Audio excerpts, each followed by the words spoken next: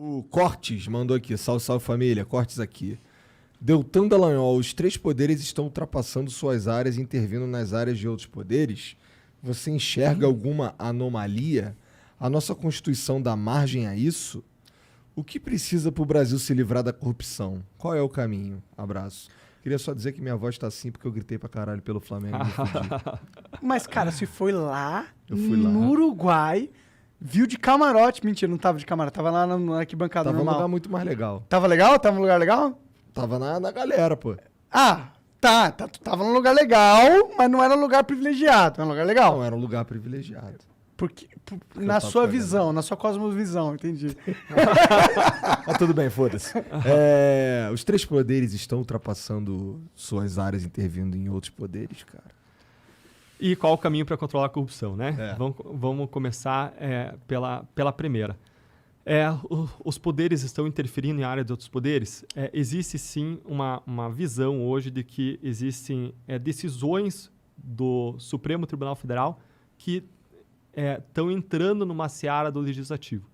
Por exemplo, quando o Supremo Tribunal Federal criminaliza homofobia. Isso é uma área tipicamente de poder legislativo. Quando o Supremo Tribunal Federal intervém em coisas que são típicas de poder executivo, ele está entrando numa seara que, digamos, não seria tipicamente dele. Existe justificativa para isso? Algumas teorias buscam justificar e dar uma justificativa. O ministro Barroso lá tem alguns critérios quando ele entende que é justificável o Supremo Tribunal Federal entrar em políticas públicas, ele entrar nessa área que não seria tipicamente dele, por exemplo, avanços civilizatórios, defesa de direitos de minorias e por aí vai. Ele tem uma linha mais assim. Agora, eu acho que tem que analisar caso a caso, sabe? Se você me perguntar, por exemplo, se em regra o Supremo deve entrar na área legislativa, eu diria que não, que é uma área do legislativo, dos representantes da sociedade, que eles devem legislar nessas matérias que eu mencionei. Agora, eu acho que a discussão ela fica mais rica quando a gente avalia caso a caso, tá? E o segundo ponto,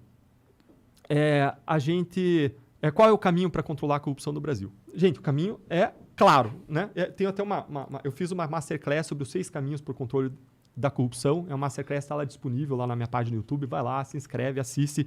E eu falei dos 6 caminhos e eu mapeei, expliquei as 6 visões que existem sobre como você controlar a corrupção. Tem uma visão que é majoritária que diz o seguinte: para você controlar a corrupção, e o que já funcionou em vários países, é você adotar um pacote de reformas legais que você melhore a transparência, melhore a accountability, você diminui a impunidade, você melhore regras do sistema político. Tem um pacote lá de reformas institucionais, você fortaleça órgãos de controle, que você pode te levar a controlar a corrupção. E aí vieram algumas visões complementares ou que buscaram aperfeiçoar. Por exemplo, não basta isso, porque se você implementar isso num país altamente corrupto, as pessoas de dentro vão sabotar, elas vão minar, a corrupção contra-ataca, a corrupção vai reagir. Claro. Então você precisa criar uma cultura de intolerância em relação à corrupção na sociedade.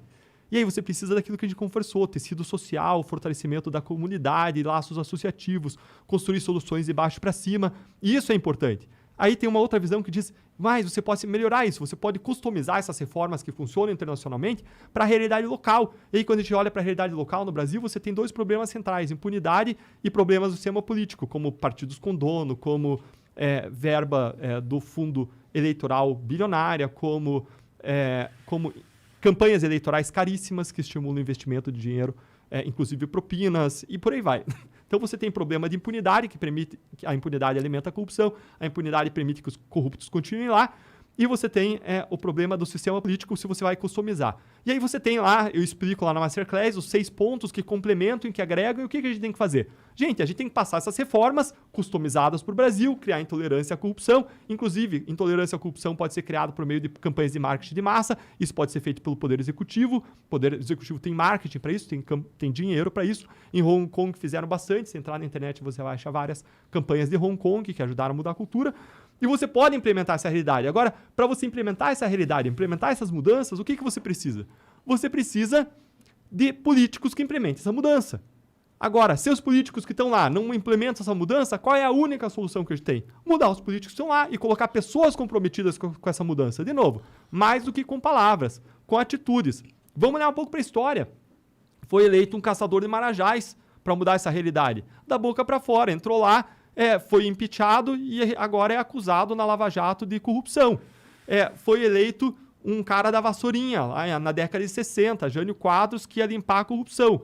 Mais perto da época do falecimento, surgiram aí notícias de corrupção, de envolvimento em corrupção, e a conta do hospital dele, segundo uma notícia de imprensa, foi paga por uma empreiteira contratada no governo dele para fazer obras.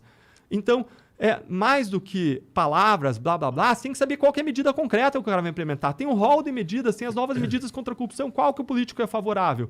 E a gente tem que, se a gente quer mudar essa realidade, a gente tem que não só votar consciente, a gente tem que cobrar preparo político do governante e a gente tem que cobrar as posições deles nas mídias sociais. Veja quem são os deputados do seu estado, veja quem são os senadores, pega lá os arroba lá do Twitter de cada um. E aí, sempre que vai ter uma votação, cobra o cara antes, cobra o cara depois, fiscaliza, cobra, na pressão popular os caras mudam de voto. Se a gente quer mudar essa realidade, a gente tem que construir a solução de baixo para cima, não tem outra saída. Não é Deltan, não é uma pessoa que vai mudar o Brasil. É um sentimento. Mas nós juntos, lutando por essa causa, a gente pode mudar essa realidade. Eu acredito sim na nossa capacidade de mudar.